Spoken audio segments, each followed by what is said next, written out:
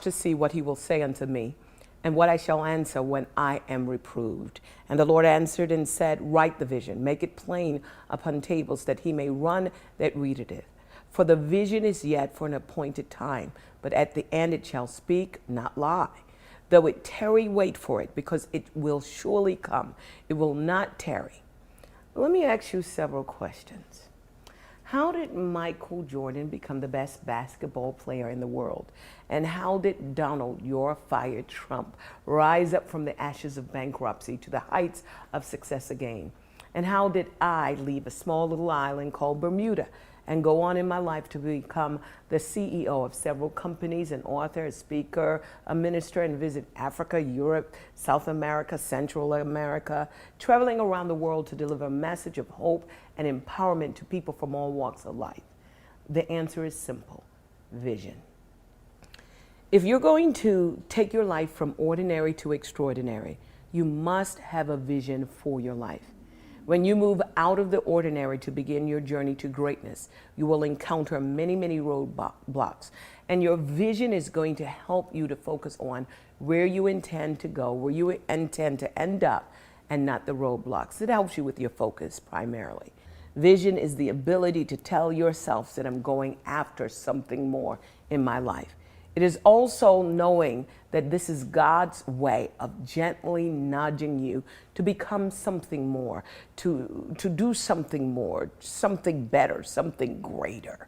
Solomon, one of the wisest men that ever existed, is quoted as saying, "Without a vision, people perish." One of the things I do know about vision is this: when you write a vision, this is going to give you more control. Your life will stop spiraling out of control. In fact, I guarantee you that if you would just take the time to go through the exercise that I'm about to give you, you will live your life beyond your wildest imagination. In fact, you're going to live the life that you deserve, with an abundance of joy and health and success and prosperity.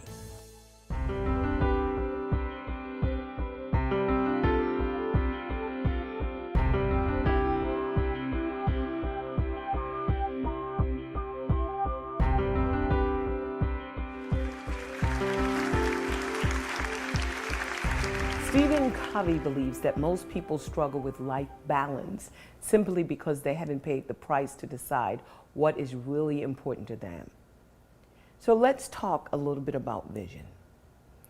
Vision is the single most important aspect for living life on purpose.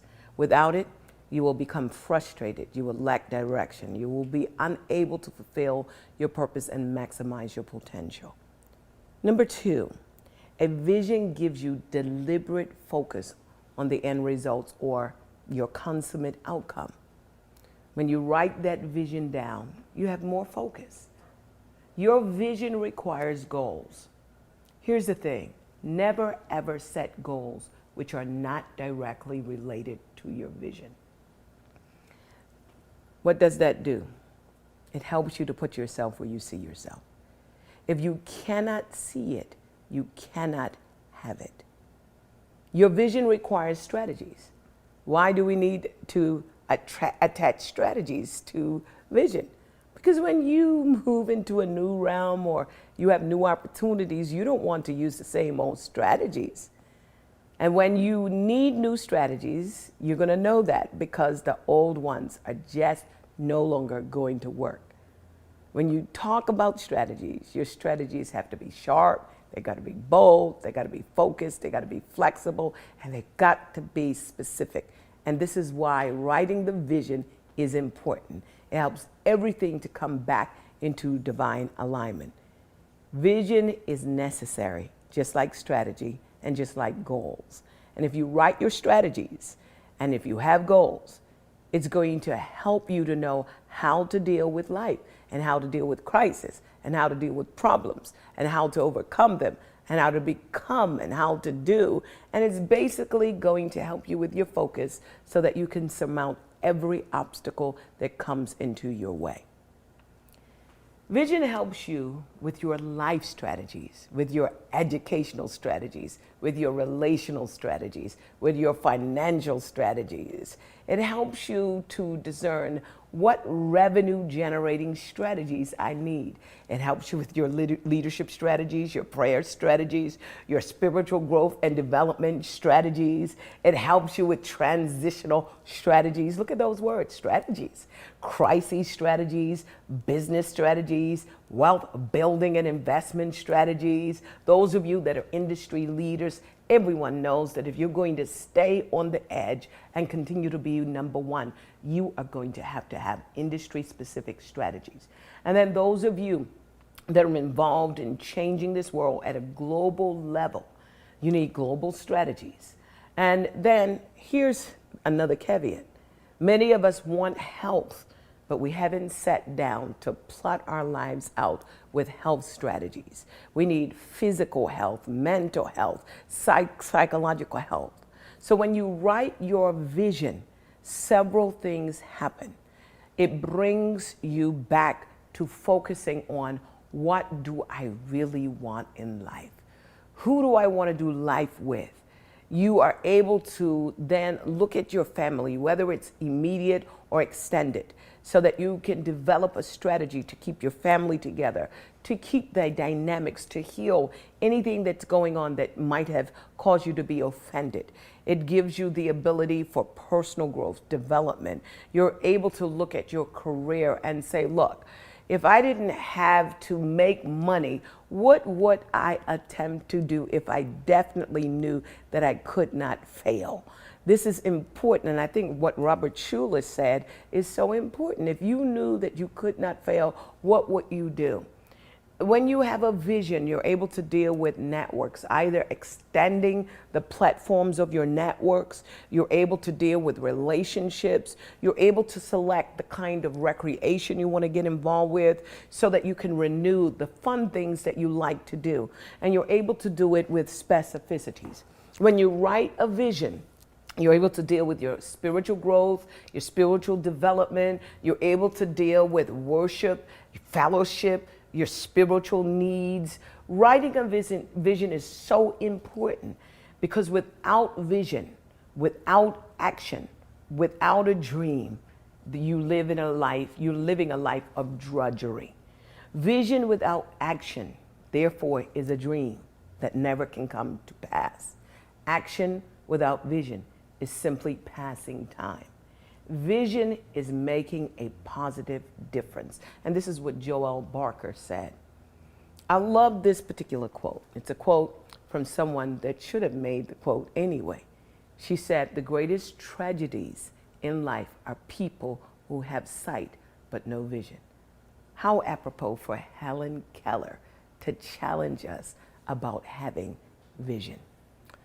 When we talk about vision, Habakkuk was given an instruction from God. He said, write it. You should be able to write a personal vision, a vision that will give you a clear point of reference for your life, for your ministry, for your marriage, for your career, for your calling. And if you're going to write a vision, there are 4 P's for writing a vision. P number 1, it should be written personally. I know a whole bunch of people that borrow other people's vision. Let me tell you something. If you write it personally, then you don't have to keep checking this person and that person to try to figure out what they're doing and how they're doing it. You will stop living outside in and you'll start living inside out. When you write your personal vision, it should be based on your personal research about yourself and your assessment of who you are, your gifts, your talents. These are the main things that motivate me and bring joy to me and satisfaction to me because I basically know what I'm called to do. I don't have to check with what anyone else is doing, no matter whether or not they are doing something similar. I just have to go into my secret place and ask God, what should I do next? And come out with the assurance that I'm living my life right on track. When I think about writing it personally, you should ask yourself this question. What are my greatest strengths, my abilities, my traits? What are the things that I do absolutely the best. Now, there are at least two things that you could start doing, and you could do it with all your strength and all your power, and you could do those things that bring you the most joy. The next P is that you should state your vision passionately. When it comes to passion, it's that thing that generates either the greatest joy or the greatest sorrow. Passion to me is self-generated, and it's a self-generating tool that you can use when times of discouragement. Your passion is going to get you up out of bed and is going to get you hitting the streets and pounding the pavement to bring that vision to pass, that passion. You have the ability to motivate yourself, and that's what passion is all about. When you are able to concentrate on your purpose, to maximize your potential, and to live out your dream, when you do that, you now hold the secret right in your hand to living life, not only on purpose, but with passion. That's the thing that gets me out of bed every single day. The passion for what I do. It gets me up in the morning. It keeps me going late at night. And guess what? I end up going to bed very, very seldom exhausted. In fact, I always go to bed excited.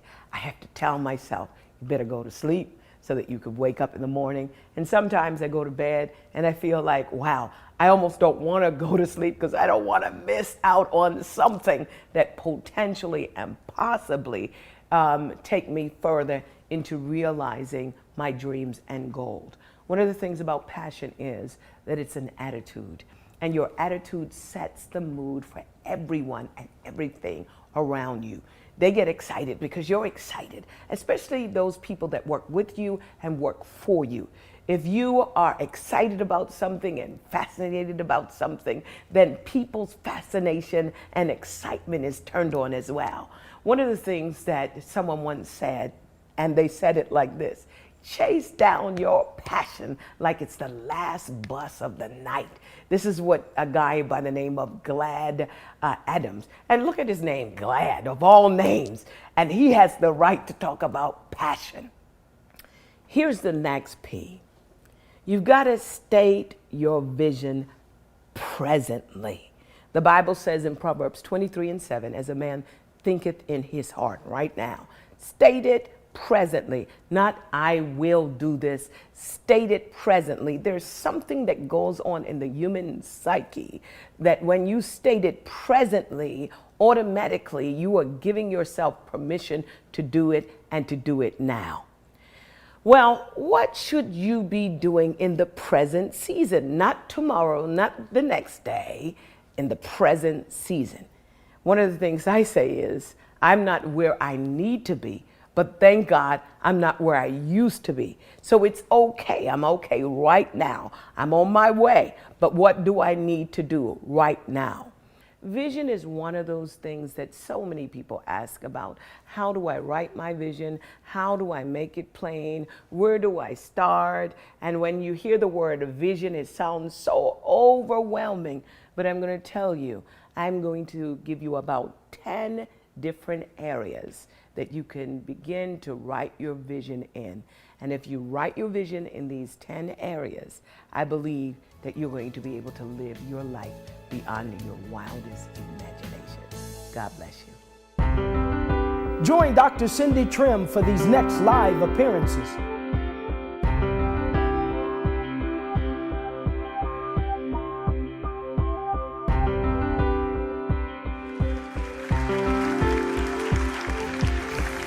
Welcome back. There are 10 areas that you have to be able to write a vision in.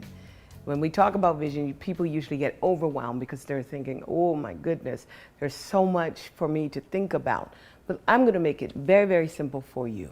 Remember one of the things that Helen Keller said, the greatest tragedies in life are people who have sight but not vision. So here are the areas that I want you to begin to write the vision. Area number 1. What do I want to do with the rest of my life? This takes you to really honing in on your personal passions, and your attributes, your likes, your dislikes, your strengths, your weaknesses. What is that one issue or problem that you will be known for addressing or solving? What is your brand? What do you connect with? What sparks your passion? Why do you want to start here? You want to start here because you want to be able to write a simple, concise vision statement for your life. My vision statement is simple. I'm here to empower people to discover purpose and maximize potential. That's my vision statement. That's what I'm wired to do. I'm using my gifts, my talents, my core value. Everything is driving me towards fulfilling that vision statement. So the first thing that you need to do is to gain a vision for your life by developing a vision statement. Number two, you've got to have a vision not only for yourself, but companionship, marriage. What type of person do you want to grow old with? Not just a person that you want to marry. I've traveled throughout the world and I've watched husbands and wives. They're in their, twilight or even their older years, and they're sitting across one another. And during the whole meal, there's no conversation whatsoever. Don't just look at the type of person you want to marry. What about the person that you want to grow old with? If you have children, there will come a time when you have empty nest. And do you like that person enough that you can live with them for the rest of your life? And when you write a vision for companionship, you've got to drill down what personality, what age. Are you interested in a multicultural kind of exchange, or do you want to marry someone who has a different background? You've got to be specific about companionship. Those of you that are single, then you need to throw into the scenario. When do you want to be married? Where do you want to be married? You want to throw in specificities. What does he look like? And don't be shallow. Don't say tall, dark, and handsome. One day, things that are pointing north is going to end up moving towards the south. I mean, it's gravity. So you want someone not just with a beautiful face and a beautiful body. What about attracting someone that has a beautiful soul? Be specific about companionship, the person that you want to spend the rest of your life with. Number three, you got to write a vision for your family. This is immediate and extended as well. One of the things that is so important is this, that when you marry and when you establish your own family, what kind of family traditions will you have? What about your family religion? My family religion is Christianity. What about your family values, your family heritage, and your family legacy? What do you want to leave behind for the next generation? And this is all a part of writing a vision for your life. Let's go to the fourth element. You've got to write a vision for personal growth and development. What are your educational plans, your educational path? How do you plan to enrich your life? What kind of activities? What are the specific books you're going to read? What are the seminars that you should attend? And when you write your vision out, make sure you include books, seminars, and your educational goals and plans. Number five, you got to write a vision for your career or your calling.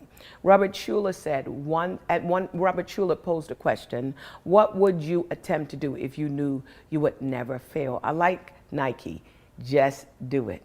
Where do you see your ministry, your business, your organization 10 years from now? You've got to be able to write it.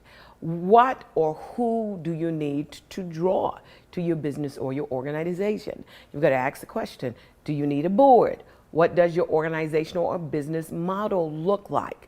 These are all the questions that you're going to answer as you write a vision for your life.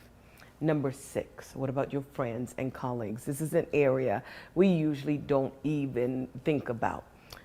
Now, Scripture says there is a friend that sticks closer than a brother. A friend loves at all times. Specifically, what kind of networks and relationships do you need and do you need to cultivate? Who are they? You've got to write it down. Who are your friends, your networks, your associates? And do you have a mastermind group? A mastermind group is important. And when you talk about relationships and friendships, you've got to be able to be very specific. Let's go to point number 7. Recreation and renewal. Some of us, have not built in enough margin, especially those that work from 9 to 5. You've got to build in enough margin into your life. And so what are you going to do for rest and renewal? In the book of Acts, Paul was refreshed on an island. What refreshes you? What do you plan to do to have fun and to have emotional, mental refreshment and refuel? You've got to be able to write that vision in that area. And then number 8, your spiritual growth and development, very important. How do you plan to be spiritually renewed? What about your prayer time? What about your place of worship? How do you get refreshed and refueled spiritually? We are just temporarily a physical body, but we are permanently a spiritual body. And if I were you, I would spend most of my time thinking about how am I going to spend the rest of my life since it's eternal. And I would spend some time taking care of the thing that is most valuable, and that is my spirit and my soul. Scripture says, what does it profit a man to gain the whole world and lose his soul? Let's go back to something that is so important. Most of us struggle in 3 or 4 areas. Number 1, we struggle physically with our health, and people want more and more instructions on how to regain health or to maintain health. Number 2, we struggle relationally. If we have good relationships, we want strategies to keep it good.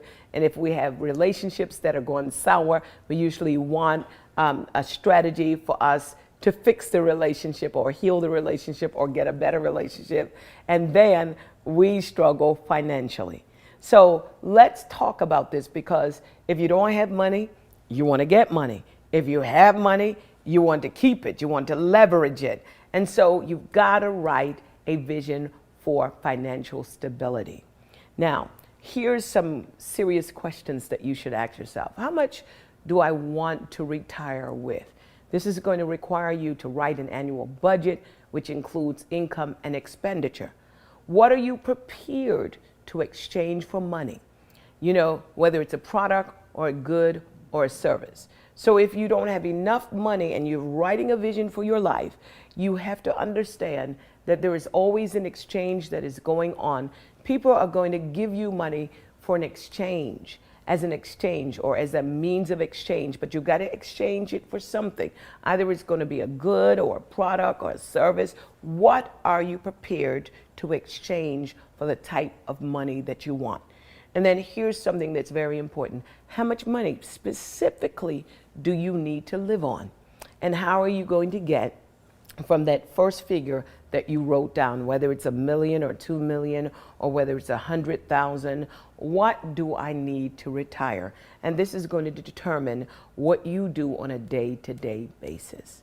And then number 10, you need a vision for your health and fitness. Your body is the temple of God. Your health is your wealth. What are your nutritional needs? What about exercising? When it comes to a vision, don't be overwhelmed when people say you've got to have a vision for your life. If you would just take to task an opportunity for you to sit down and write your vision out, and it will take you a couple of hours. Here's what I want you to do. I want you to get a vision book, and I want you to begin to divide that book up in those 10 areas.